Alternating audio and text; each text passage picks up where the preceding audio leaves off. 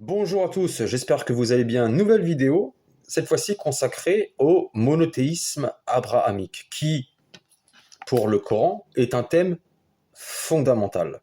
Donc nous allons regarder cette thématique dans cette vidéo et débunker la prétention coranique qui, comme on va le voir, va revendiquer un épisode biblique qui, malheureusement, va contredire ouvertement le Coran en prenant compte le fait que pour le Coran, le dogme de la Sainte Trinité est un polythéisme, est de l'association, est une innovation, une bida, tout ce que vous voulez.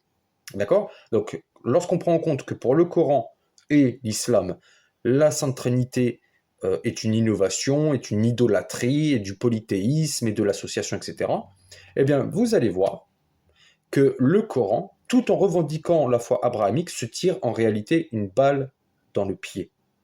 Donc, première sourate que nous allons regarder, comme ça nous verrons dans quel contexte la foi abrahamique est revendiquée, sera la sourate 3, versets 67 et 68. Abraham n'était ni juif ni chrétien, mais il était monothéiste, convaincu et entièrement soumis à Dieu. Il n'a donc jamais appartenu au clan des païens. Certes, les plus fondés à se réclamer d'Abraham sont sûrement ceux qui l'ont suivi, ainsi que ce prophète, donc Mahomet, et ceux qui ont cru en sa mission. Dieu est le protecteur des croyants. Donc la foi abrahamique est revendiquée dans un contexte polémique contre les chrétiens et contre les juifs. Très bien. Sourate 16, verset 123, voici ce qu'on peut y lire aussi. Puis nous t'avons révélé, suis le culte d'Abraham, ce pur monothéiste qui ne s'est jamais compromis avec les païens. Nous voyons bien que le Coran prend pour modèle de foi Abraham et il enjoint Mahomet à suivre ce modèle-là. Continuons à la sourate 2, versets 130 à 135. Voici ce qu'on peut y lire. Mais qui donc se détournera, à moins d'être un esprit insensé, du culte d'Abraham, cet apôtre que nous avons élu en ce monde et qui siégera parmi les justes dans la vie future? Abraham, auquel Dieu a dit « Soumets-toi » et qui dit aussitôt « Je me soumets au maître de l'univers ». Abraham, qui fit cette recommandation à ses enfants, suivi en cela par Jacob. « Ô mes enfants, Dieu a choisi pour vous cette religion, que votre soumission à Dieu soit totale et entière jusqu'à votre mort. Étiez-vous témoins ?» C'est là, ça va devenir très intéressant pour le cadre de notre vidéo. Étiez-vous témoins lorsque, sur son lit de mort, Jacob demanda à ses enfants « Qu'allez-vous adorer après moi ?» « Nous adorerons, répondirent-ils, ton Dieu, qui est aussi le Dieu de tes pères, Abraham, Ismaël, Isaac, l'unique Dieu auquel notre soumission est totale et entière. Une telle génération a disparu, à elle ce qu'elle a acquis, et à vous ce que vous avez acquis, vous n'aurez donc nullement à répondre de leurs actes. » Donc, le Coran revendique la foi d'Abraham, qui plus est dans un contexte polémique avec les chrétiens et les juifs. C'est-à-dire que le Coran se prétend être le véritable monothéisme, à contrario de la foi des chrétiens et des juifs. Deuxième point que nous allons aborder, vous verrez, qui va structurer le cadre de notre vidéo, ça va être un propos de Rahmatullah al-Hindi. Rahmatullah al-Hindi est un érudit mahométan du 19e siècle qui est la base de la dawa, en fait. C'est la référence. Ahmed Didat s'était énormément référé à lui. On peut dire que c'est l'encyclopédie sur pattes de la dawa. Voilà, c'est celui qui a vraiment synthétisé les arguments de la dawa moderne. Voici ce qu'il nous dit. Tous les érudits du temps de Moïse jusqu'à nos jours n'acceptent pas ce précepte, donc la Sainte Trinité, étant évident que Dieu et ses attributs sont existants de soi et immuables, préexistants et éternels. Si la Trinité était en vérité la vraie nature de la réalité divine, il aurait été nécessaire pour que les autres prophètes et Moïse aient expliqué la réalité du trithéisme. Alors là, évidemment, on caricature la position chrétienne. Il aurait été incroyablement étrange que la loi de Moïse, qui a été suivie par beaucoup des prophètes jusqu'au temps de Jésus, soit absolument silencieuse sur une matière d'une si grande importance et si basique pour la religion. Donc, nous avons deux axes par rapport au cadre de notre étude, à savoir la foi abrahamique. D'une part, la prétention coranique à suivre le culte d'Abraham, le pur monothéisme, avec au sein de cette revendication-là le rappel d'un épisode du patriarche Jacob sur son lit de mort. Et d'autre part, nous avons Rahmatullah al-Hindi, grand prédicateur de la Dawa, grand apologète de la Dawa, qui prétend que les Juifs n'ont jamais cru en la Sainte Trinité. Eh bien, comme nous allons le voir, dans les deux cas de figure, que ce soit le culte d'Abraham ou la revendication de la théologie rabbinique, il ne suffit pas de le dire, il faut le prouver. Premier point. Deuxième point, ce n'est pas parce que les Juifs, donc les talmudistes, affirment quelque chose que leur position est par définition vraie. Et nous allons constater, dans cette étude, que Rahmatullah al-Hindi, en s'appuyant sur la théologie rabbinique, est en réalité infidèle à la révélation concernant le monothéisme.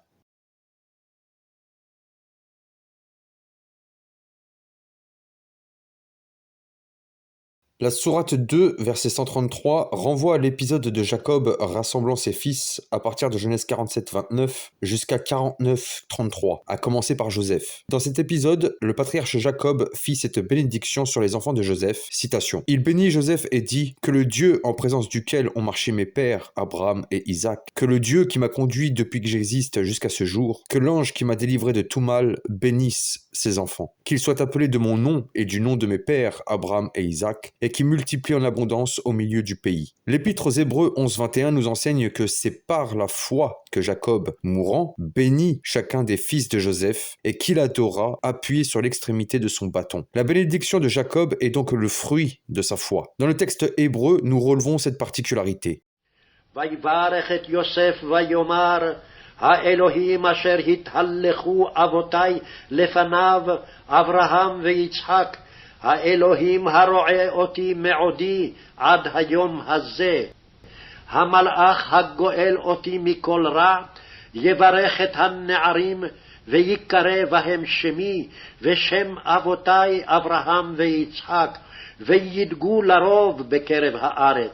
Le texte hébraïque manifeste une chose extraordinaire. Alors que Jacob parle de Dieu, il finit sa bénédiction en parlant de l'ange qui le délivra de tout mal. Mais remarquons une chose, le verbe barak, bénir, est à la troisième personne du singulier. Cela signifie que les substantifs à Elohim, le Dieu, à Elohim, le Dieu, et à Malach, l'ange, se réfèrent à un seul et même être. Le Dieu d'Abraham et d'Isaac, le Dieu qui a été le berger de Jacob toute sa vie, est l'ange qui le délivra de tout mal. Laissons des commentateurs soulever cette particularité du texte biblique. Naum Sarna.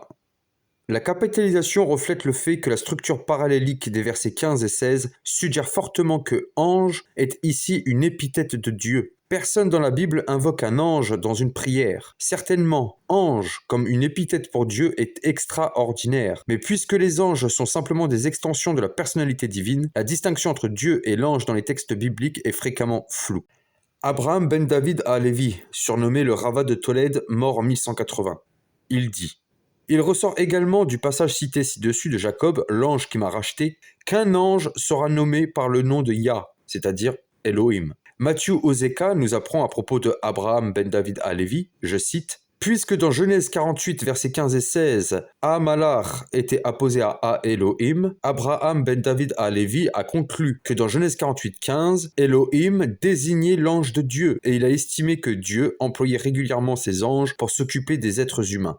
Le grand rabbin Lazare Vogue, citation. « On ne peut guère considérer que comme un seul et même être la divinité du verset précédent, c'est-à-dire le verset 15, et l'ange de celui-ci, attendu que le verbe qui s'y rapporte, barak, est au singulier. Reste à savoir si c'est Dieu qui est appelé par extension Malach, ou si c'est l'ange qui est appelé Elohim. Cette dernière opinion est celle de la plupart de nos théologiens. Peut-être cependant serait-il, et plus vraisemblable en soi, et plus respectueux pour la divinité, de la distinguer de ses anges partout où c'est c'est possible d'admettre ici deux sujets grammaticaux, Dieu d'une part, d'autre part l'ange gardien ou tutélaire de Jacob en particulier, et d'expliquer le singulier bénisse précisément par ce fait que l'ange n'étant que le représentant de Dieu et son instrument, il n'y a en réalité qu'un seul agent. Julius Forst. Dans la bénédiction elle-même, Jacob Israël invoque le Dieu de ses ancêtres Abraham et Isaac, devant qui les pères ont marché dans la piété et qu'il l'a protégé et soigné dès sa jeunesse comme un berger. Il a appelé l'ange qui l'a béni en de nombreuses manières d'Angers. Ce Dieu ou ange bénira ses jeunes, afin qu'ils puissent être recrutés dans de grandes tribus, et en eux, comme dans les autres fils, le nom de Jacob Israël sera invoqué. La particularité de ces commentaires est qu'ils n'émanent pas de chrétiens, mais de juifs, certains plus connus que d'autres. Tous ces commentaires relevèrent une chose, l'ange est identifié grammaticalement au Elohim du verset 15. Relevons par ailleurs que s'ils reconnaissent l'identification grammaticale, certains, comme Lazare Vogue, ont essayé de relativiser. Nous verrons d'autres tentatives plus loin. La Septante, le texte grec de l'Ancien Testament, donnera les versets 15 et 16 comme suit. Και ευλόγησεν αυτούς και είπεν, ο Θεός, ο ευηρέστησαν οι πατέρες μου ενώπιον αυτού, Αβραάμ και Ισαάκ. Ο Θεός ο τρέφων με εκ νεότητος έως της ημέρας ταύτης. Ο άγγελος οριόμενος με εκ πάντων των κακών, ευλογήσε τα παιδεία ταύτα και επικληθήσετε εν αυτής το όνομά μου και το όνομα των πατέρων μου, Αβραάμ και Ισαάκ. Και πληθυνθήσαν εις πλήθος πολύ επί της γης.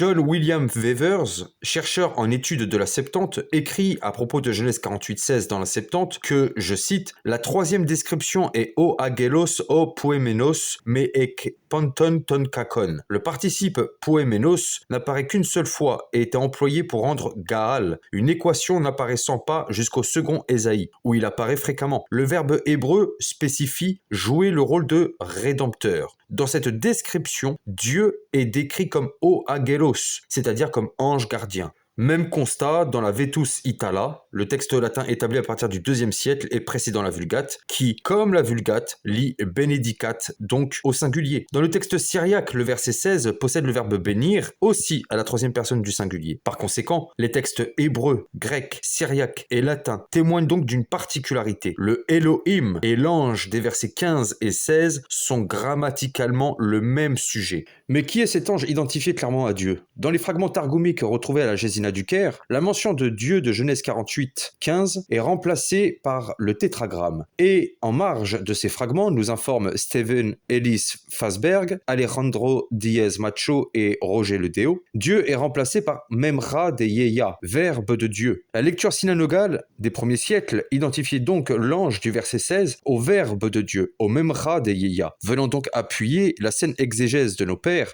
qui l'identifiait au Christ, qui est précisément le verbe de Dieu. De fait, Jacob professe que le Fils, le Verbe de Dieu, l'ange qui le délivra de tout mal, était non seulement son Dieu, mais encore celui de ses pères, Abraham et Isaac. Deux questions se posent dès lors. La profession de foi du patriarche est-elle plus proche de la foi chrétienne ou celle des Mahométans? Et deuxième question, les prosélytes sont-ils prêts à professer, adorer l'ange qui délivra Jacob de tout mal? Si les réponses à ces questions sont évidentes, il nous faut néanmoins nous attendre à se heurter à une réaction exégétique. Nous avions mis en avant des commentaires d'érudits d'arrière-plan juif, et si nous avons montré comment les premiers Targumim lisaient les deux versets, c'est en vue d'aborder précisément la réaction rabbinique sur laquelle les Mahométans se reposent face à cette bénédiction de Jacob qui aura un impact sur la lecture targumique.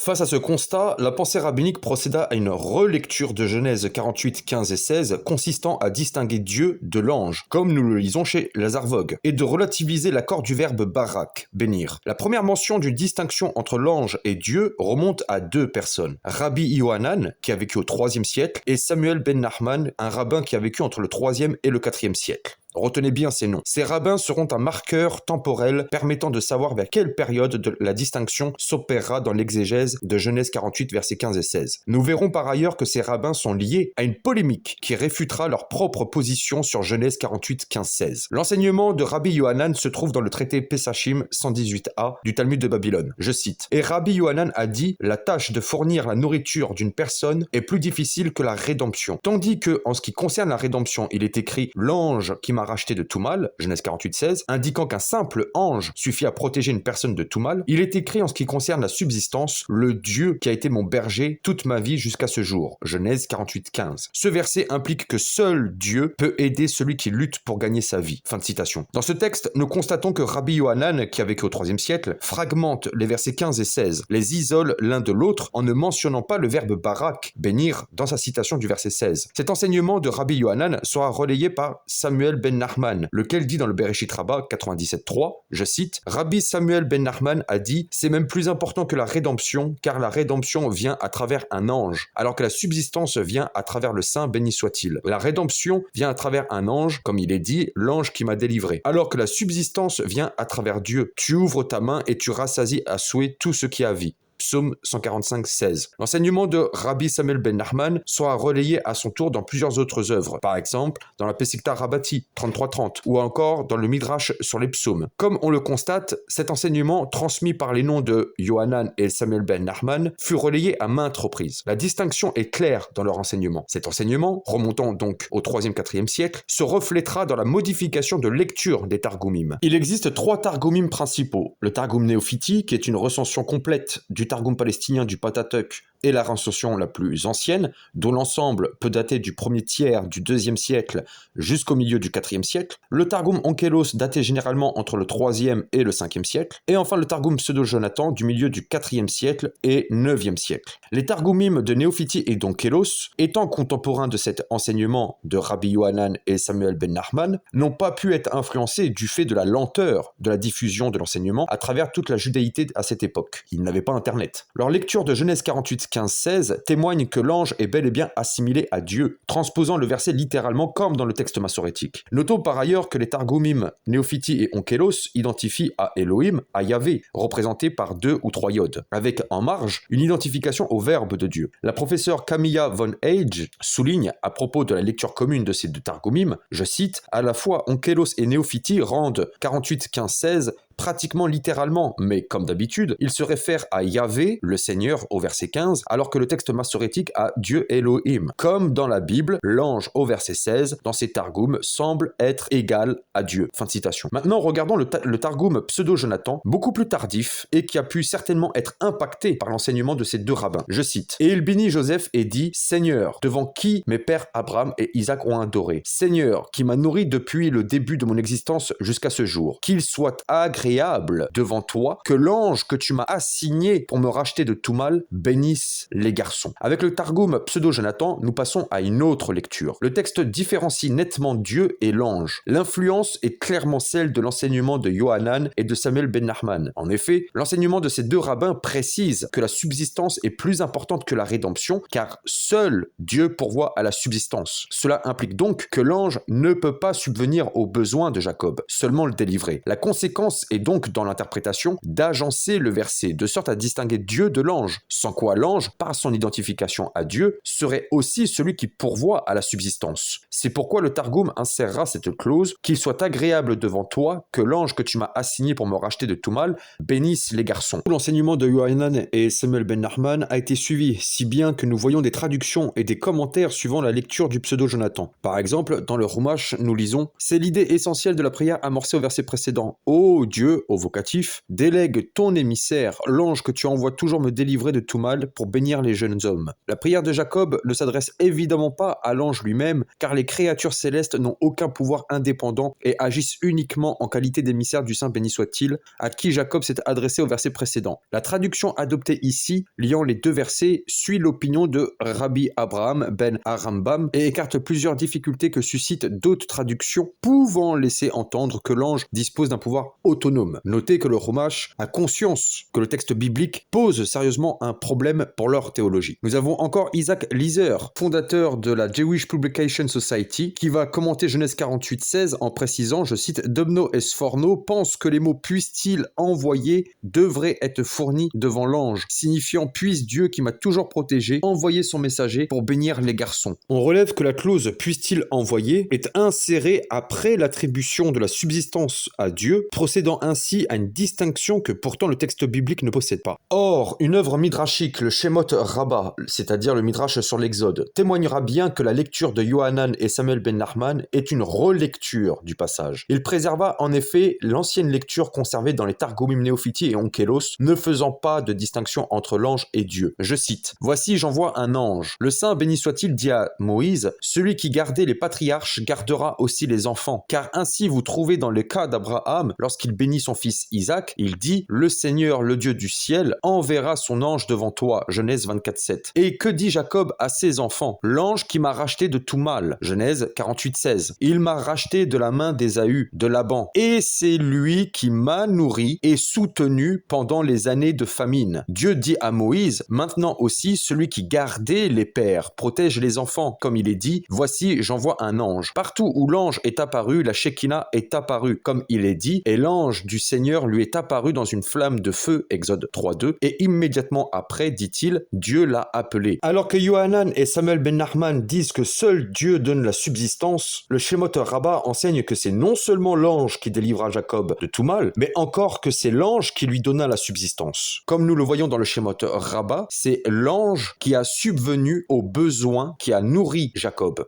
L'origine de la relecture de Genèse 48, 15, 16, à savoir Rabbi Yohanan et Samuel ben Nachman, n'est pas anodine. Ces derniers sont en effet mentionnés ailleurs dans une polémique liée précisément à la question du monothéisme. Dans le Bereshit Rabbah 8.8, nous lisons « Rabbi Samuel ben Nachman, au nom de Rabbi Yohanan, a dit « Quand Moïse écrivit la Torah, il écrivait l'œuvre de la création jour après jour. Arrivé au verset, et Dieu dit « Faisons l'homme », Moïse s'écria « Maître du monde, pourquoi donnes-tu un prétexte au minime ?» Dieu répondit « Écris, et celui qui veut se tromper, qu'il se trompe. » Samuel ben Nachman fait référence au nom de Rabbi Yohanan à Genèse 1.26, quand il est dit « Allons, faisons l'homme à notre image », dans un contexte polémique contre les minimes, c'est-à-dire les hérétiques. Ce texte fait appel à une polémique conservée dans les Talmuds de Babylone et de Jérusalem, ainsi que dans le Bereshit Rabbah. Cette polémique sera une véritable pierre d'achoppement pour ces tentatives de relativiser l'identification de l'ange à Dieu en Genèse 48, 15, 16. Que ce soit par la distinction par l'action, ou comme Lazare Vogue, Abraham ben David, Alévi ou d'autres l'ont fait, par la prétention qu'il y avait deux sujets grammaticaux,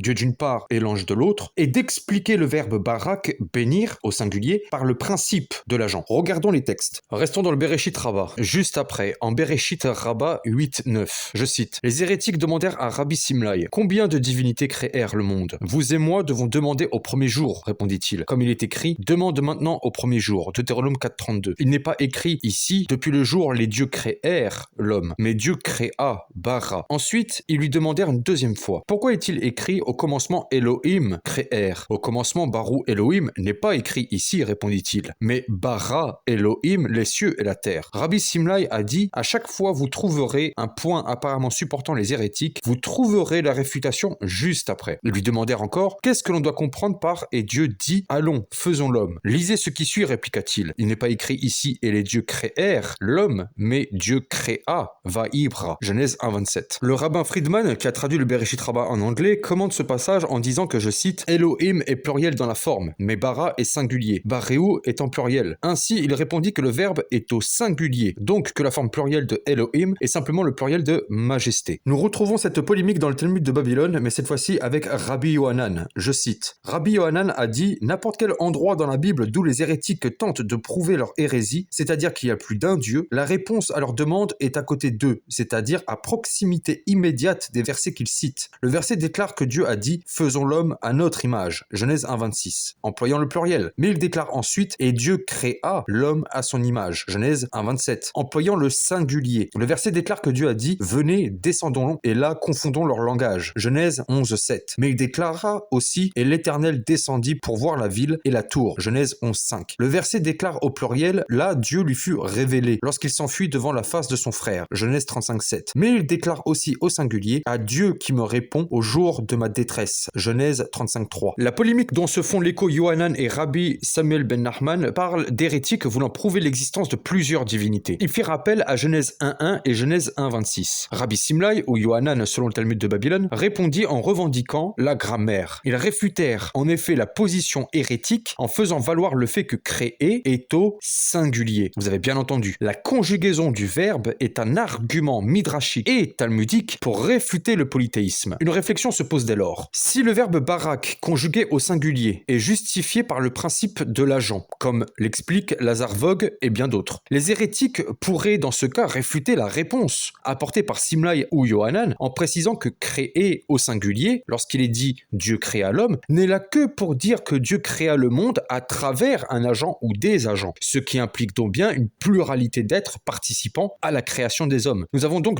deux solutions. Soit l'argument de la grammaire doit être pris en compte, et dans ce cas le principe de l'agent pour justifier le verbe barak au singulier en Genèse 48, 15, 16 ne tient pas une seule seconde, soit en sens inverse, on retient le principe de l'agent, mais dans ce cas rien ne peut réfuter les hérétiques en question d'affirmer que plusieurs êtres ont participé à la création. C'est le serpent qui se mord la queue. La réaction rabbinique sur Genèse 48, 15, 16 se trouve être ironiquement celle des hérétiques sur Genèse 1.1 et 1.26. Le prochain texte sera le Talmud de Jérusalem. Des mécréants ont demandé à Rabbi Simlai « Combien de dieux ont créé l'univers ? Que me demandez-vous là ?» leur répondit-il. « Vous n'avez qu'à consulter les paroles d'Adam, le premier homme. Interroge les premiers jours, est-il dit, ceux qui t'ont précédé depuis le jour où Dieu créa et non créèrent l'homme sur la terre, Deutéronome 4.32. Mais répliquèrent-ils, n'est-il pas écrit en suivant l'ordre textuel des mots, le commencement a créé Dieu ? Le verbe, répondit-il, n'est pas au pluriel, parce que le sujet est en réalité au singulier. En général, dit Rabbi Simlai, chaque fois que les incrédules ont cherché à contester le texte biblique, ils ont pu trouver immédiatement après la réfutation de leurs assertions. Ils lui ont encore demandé ceci. Comment se fait-il, d'après la doctrine de l'unité de Dieu, que la Bible ait dit « Allons, faisons l'homme à notre image, selon notre ressemblance » Genèse 1.26. Il écrit, répondit-il, Dieu créa, singulier, l'homme à son image. Donc comme nous le constatons, le Talmud de Jérusalem rapporte toujours la même polémique. Nous voyons que ce sont toujours les mêmes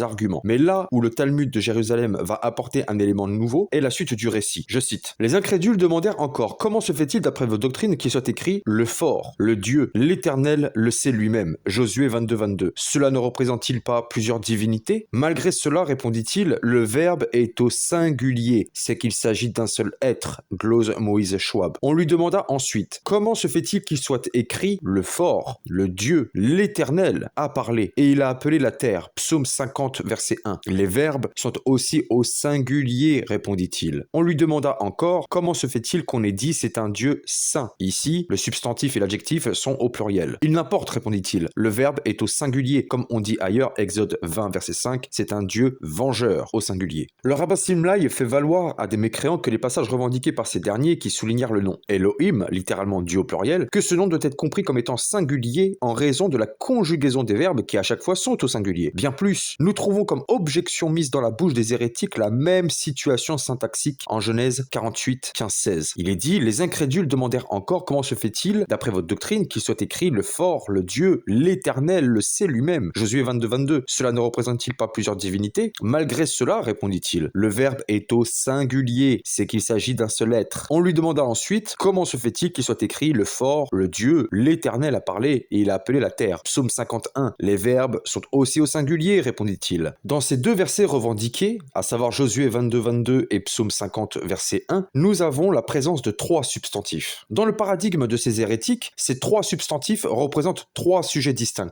trois dieux. L'argument de Rabbi Simlai est que la présence d'un verbe conjugué à la troisième personne du singulier prouve que ces trois substantifs désignent un seul et même être. Lorsque donc on fait une rétrospective sur Genèse 48, versets 15 et 16, nous constatons en réalité que la réaction rabbinique est d'une manière grandement ironique être la position de ces hérétiques qui veulent faire une distinction ontologique entre ces êtres-là et la position chrétienne, celle de Rabbin Simlai faisant valoir le singulier barak. Le comble de cette ironie est que cette polémique semble être, selon les études faites sur le sujet, une réponse à la théologie chrétienne, ici clairement caricaturée en polythéisme. Si bien qu'Heinrich Guggenheimer rendra le mot minime par judéo-chrétien. Le rabbin Simlai est aussi connu pour avoir débattu de la Sainte Trinité avec Origène et se trouve être précisément un disciple de Rabbi Yohanan. L'argument du verbe au singulier est donc une réponse à la théologie chrétienne. Plus ironique que cela, on ne peut pas. Donc, si l'on se repose sur la théologie rabbinique ainsi que de la manière dont elle s'est exprimée dans son contact avec le christianisme, eh bien, nous devons conclure que oui, Genèse 48, versets 15 et 16 désigne l'ange qui a délivré Jacob de tout mal comme étant le le Dieu de Jacob est le Dieu d'Abraham et d'Isaac. Par conséquent, en revendiquant l'épisode de Jacob sur son lit de mort dans un contexte polémique envers la foi chrétienne, le Coran se tire littéralement une balle dans le pied. Et en revendiquant la théologie rabbinique, Rahmatullah al-Hindi s'est engouffré dans un guet-apens qui ne fera que confirmer la foi chrétienne.